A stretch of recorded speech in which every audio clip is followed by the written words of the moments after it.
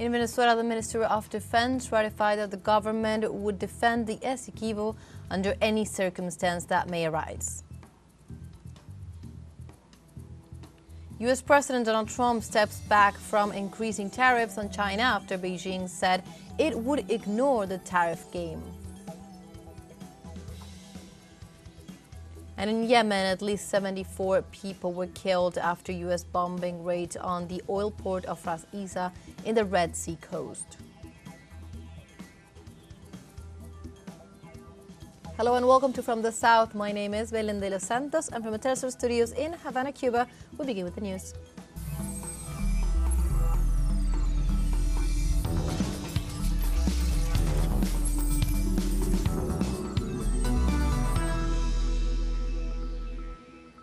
We now begin with the information. The Venezuelan Minister of Defense, Vladimir Padrino Lopez, ratified that the Esequibo is a Venezuelan territory sacred to the soldiers of the homeland, which will be defended in all instances. The Chief of National Defense of Venezuela explained what the territory means for the men and women of the Bolivarian armed force and did not avoid confessing that they will defend it with all their resources. This territory, historically the target of great powers such as the United States and the United Kingdom, as well as its resources and inhabitants, is defended by the government and the Bolivarian Revolution in the face of the irresponsible, disrespectful, and illegitimate conduct of the president of Guyana, Irfan Ali, instrumentalized by Washington and ExxonMobil Oil Company. This was part of the address.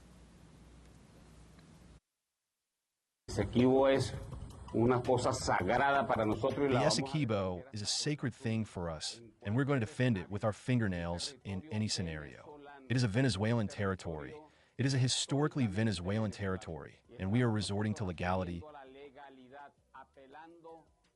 appealing to real justice, to all the historical truth, so that this territory returns and returns as it should after the fraudulent imperial maneuvers of 1899 and returns again to where it should be, which is to Venezuelan territory. And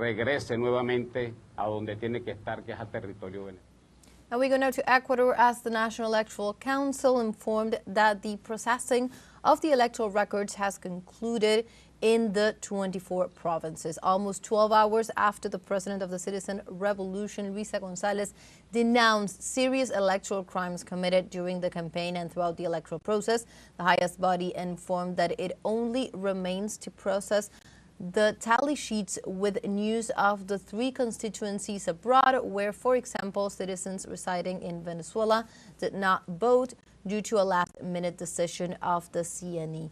It is important to highlight that observers of the electoral missions of the Organization of American States and the European Union also pointed out very serious faults during the campaign and also during the voting day. And in other news, Colombia is on alert due to a rise in yellow fever cases. In this context, President Gustavo Petro announced his intention to decree an economic and sanitary emergency in the country. Our correspondent Hernán Tobar with the details. These vaccination points are located at the transportation terminal in the capital city of Bogotá. In view of the alarm caused by the increase in cases of yellow fever in Colombia and its high temperature and humidity zones, travelers to these regions are coming to Colombia as a protective measure and for fear of contracting it through the bite of the mosquito that transmits it.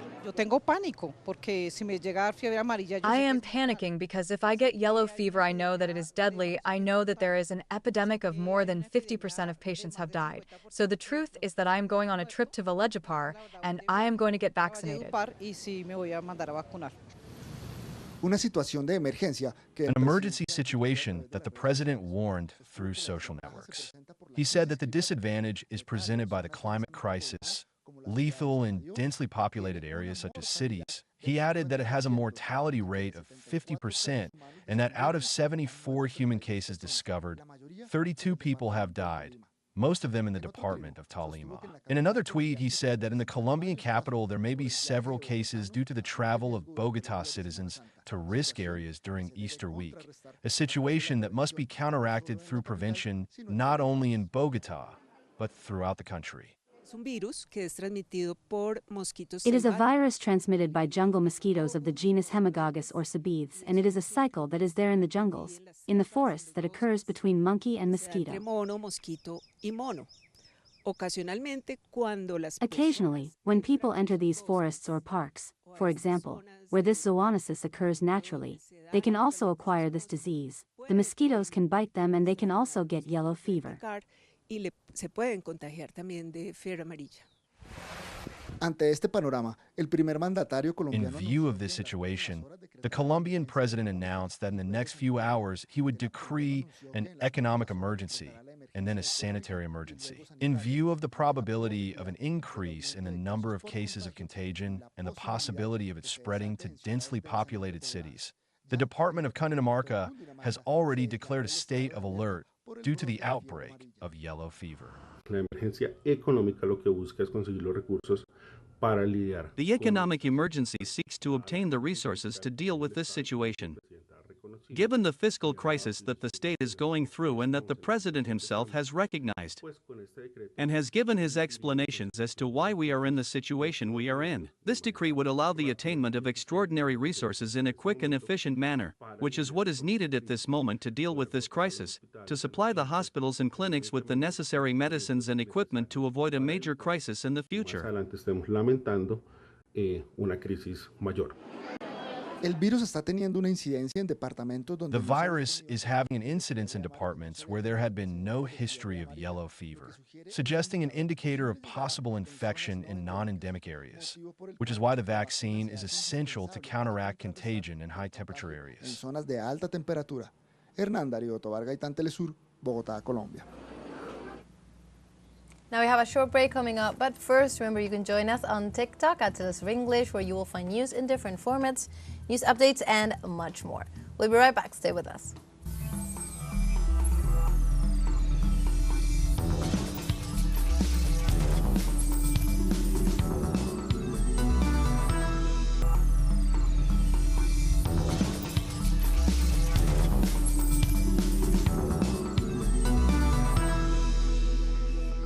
Welcome back to From the South. We continue with more information. U.S. President Donald Trump on Thursday stepped back from what already appears to be a lonely fight with China after Beijing said it would ignore the tariff game. The president himself told reporters in Washington that he would not like to see tariffs on China continue to increase. And he also confessed that he is hopeful of reaching an agreement. The announcement was made after the Asian stock markets, driven by China, presented a notorious increase in contrast with the collapse of Wall Street and the U.S. dollar. The head of state blamed it on Jeremy Powell, the president of the Federal Reserve, and not on his tariff war against the world. In other news, in Mexico, local governments implemented a series of activities for families during Holy Week. Let's see more with Antonio Aranda. En la Ciudad de México, plazas y parques de la alcaldía Venustiano In Mexico City, squares and parks in the mayor's office of Venustiano Carranza were turned into fun centers for families with inflatable games and swimming pools, among other activities. Las fuentes danzantes son una de las atracciones más usadas The por los dancing niños. fountains are one of the attractions most used by children to face the heat, which in Mexico City reaches 28 degrees Celsius. ¿Qué tal se siente estarse refrescando en las fuentes? Muy bien, la verdad, muy bien. I am very well, very well. The water is good so that we can all have fun with the activities that our governor offers us. Nuestra gobernadora y también nuestra jefa de gobierno. ¿Cómo ves este parque? ¿Por qué decidiste venir? ¿Qué has estado haciendo?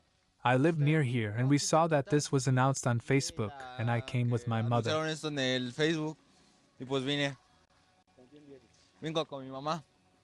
Estas actividades son parte de los esfuerzos de los These gobiernos activities locales. are part of the efforts of local governments to offer an option to families who for various reasons cannot go on vacation. Me parece muy bien que pongan ese tipo de actividades. I think it's very good that they have this kind of activities for the children who couldn't go out because of their parents' work. We couldn't go on vacation, but it's good to bring them here for a little while. Vacaciones, pero qué bueno, los traemos un ratito a que se diviertan. Los padres de familia destacan que las Parents actividades emphasize that the activities are carried out in a safe and reliable environment for the community. Pues me parece una muy buena idea. La verdad es I think it is a very good idea. There are people who don't like to go out during these times. And I think it's a very good option for the children. There is a lot of security, and in fact, since we arrive, everything is very clean. And every time we go out, the town hall asks if you are comfortable, and everything for the parents who are waiting for us to be much more comfortable. Algunas personas consideran que la Semana Santa Some people consider that Holy Week is no longer a period for prayer and spiritual reflection, but necessary to have a few days of relaxation from the stress of everyday life. ¿Qué opina usted de este cambio en las tradiciones? This change in traditions is good because the truth is that I think that if you go and do what you have to do, which is to go to church, and then in the afternoon you come to play with your children, it is very good. For me, it is good. Está muy bien. Para mí está bien. Que se está perdiendo un poco, ¿no? Tradition, it's getting a little lost. But now the older people continue with the tradition. We feel the Holy Week, and we have to enjoy it. And now we are resting. Ahora sí que descansando. Como una forma de poder ofrecer lugares con esparcimiento y diversión para las familias. As a way to offer places with recreation and fun for families. This type of splash pads and playground for children have been placed throughout the city of Mexico City. In this way, they will spend the Holy Week having fun in a calm and safe way. Antonio Aranda, teleSUR, Ciudad de México. After U.S. Senator Chris Van Hollen announced on Thursday that a military squad prevented him from entering El Salvador's terrorism confinement center, President Nayib Bukele authorized his entry. In this way, the senator for the state of Maryland, where the Salvadoran citizen Kilmar Abrego Garcia resided, was able to meet with him and deliver messages from his family.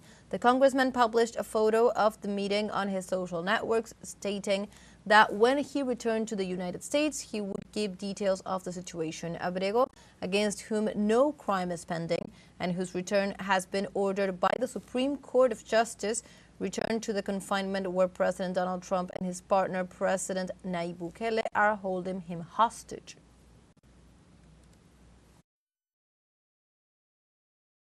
And in other news, Puerto Rico experienced a massive power outage on Wednesday that affected over 1 million customers. On Thursday morning, Puerto Rico Governor Jennifer González Colón said in a press conference that the blackout was caused by a transmission failure. For their part, Luma Energy, the power company servicing the Caribbean nation, together with Governor Colón, admitted in a statement that the work to restore electricity among those affected could take between 48 and 72 hours, adding that the poor condition of the equipment slows the recovery process. In this regard, authorities informed on Friday that the service had been restored to 99% of the customers. We have a second short break now, but before we invite you to visit our Facebook page at teleSUR English, there you'll be able to watch our top stories, special live coverages, and much more. Follow the page and activate the notification button to stay up to date on the world's most recent events. Final short break, don't go away.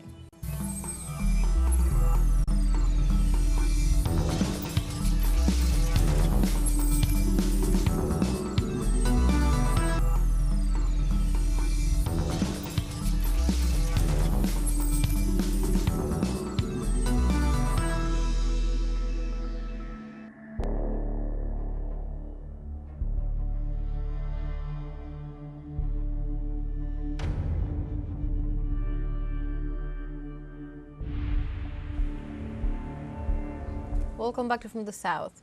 In Yemen, at least 74 people were killed after U.S. bombing raids on the oil port of Ras Isa on the Red Sea coast. The United States Central Command carried out a series of airstrikes along the western coast of Yemen, this time targeting the oil port of Ras Isa, also injuring 171 people. The attack is one of the deadliest since the U.S. launched airstrikes against the Houthis and U.S. President Donald Trump took office in January. It should be noted that the operation came days after the Ansarullah movement announced on March 12th a ban on the entry of Israeli-linked vessels into regional waters in response to the Israeli blockade on aid entering the Gaza Strip, while Washington has warned the Houthis that attacks will continue until the armed movement ceases attacks on shippings in the Red Sea. And a protest movement led by nearly 1,000 Israeli Air Force veterans signing letters calling for an immediate end to the Gaza war has rapidly spread across the Israeli military, with thousands of reservists and retired soldiers from multiple elite units. These letters accuse Prime Minister Netanyahu's government of prolonging the conflict for political reasons, exposing deep divisions and growing disillusionment within Israeli society and the military over the war's purpose and its cost. The Israeli military responded by dismissing active reservists who signed the protest, while Netanyahu dismissed the dissent as the work of a small, foreign-influenced minority, claims unsupported by evidence. The crisis has strained the military's reliance on reservists, with increasing numbers refusing to report for duty. We are aware of the relative importance and weight of the brand Israeli Air Force pilots, and thought that it is exactly the kind of case where we should use this title in order to influence the society. The letter is not talking to the army, is not talking to pilots. He's aimed, and therefore we're not calling for any refusal or anything that the soldiers should do. As we thought, the moment that this letter was published, the whole country is talking about it for the past 3-4 days, and many other units of the army, of the armed forces, have followed us. There were letters by the armor units, thousands of them have signed, by the paratroopers, by the intelligence, by the Navy, and the special units, and many others. It's crystal clear that the renewal of the war is for political reasons and not for security reasons. It's very clear. The radical ministers have not even tried to hide it. They didn't do it behind closed door. They announce it every day. Either he renews the war, or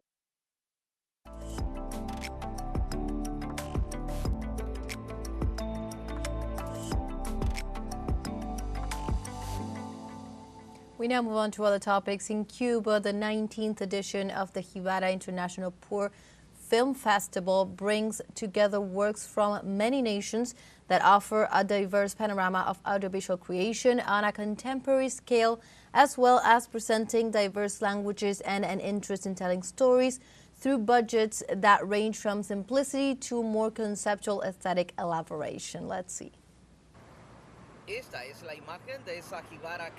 This is the image of that creative Jibara, a movie town, which enchants everyone who comes to this place in eastern Cuba. So says Elena, who arrives from Malaga, Spain. I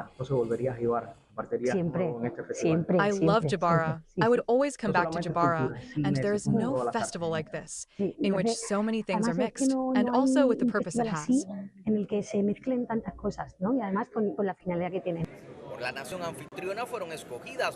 25 films were chosen from the host nation, 11 from Argentina, 9 from Spain, 6 each from Mexico and Peru, and 5 each from Colombia, the United States, Chile, and Uruguay. This year, the competition is being held in the category of films under construction, in support of films to be made in the future, and this year's competition is even stronger due to the presence for the second time of Horizonte, which is joined by the Mexican studio Churubusco.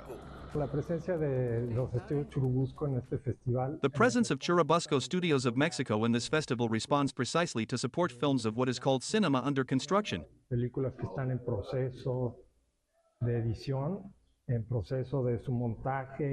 Films that are in the process of editing, and development to reach the final product, so that the support represents the possibility of completing the product.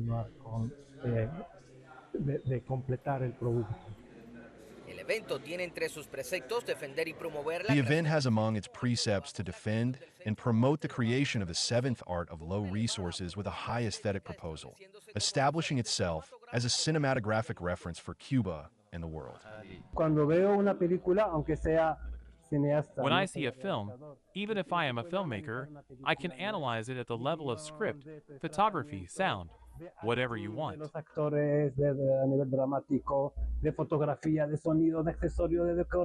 The first thing I notice is that when the film ends, I get goosebumps and my eyes water. Of course, later, with the jury, we start debating that this is so, and it was better. But I think the essential thing is the emotion.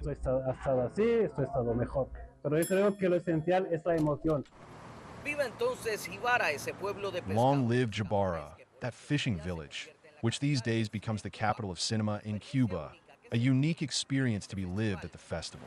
Danis Rodríguez Laurencio, teleSUR, Ibarra, Cuba. And like this, we have come to the end of this news brief. You can find these and many other stories on our website at telesurenglish.net. And also join us on social media. We're on Facebook, X, Instagram, Telegram, and also on TikTok. For TeleSUR English, my name is Belén de los Santos. Thank you for watching.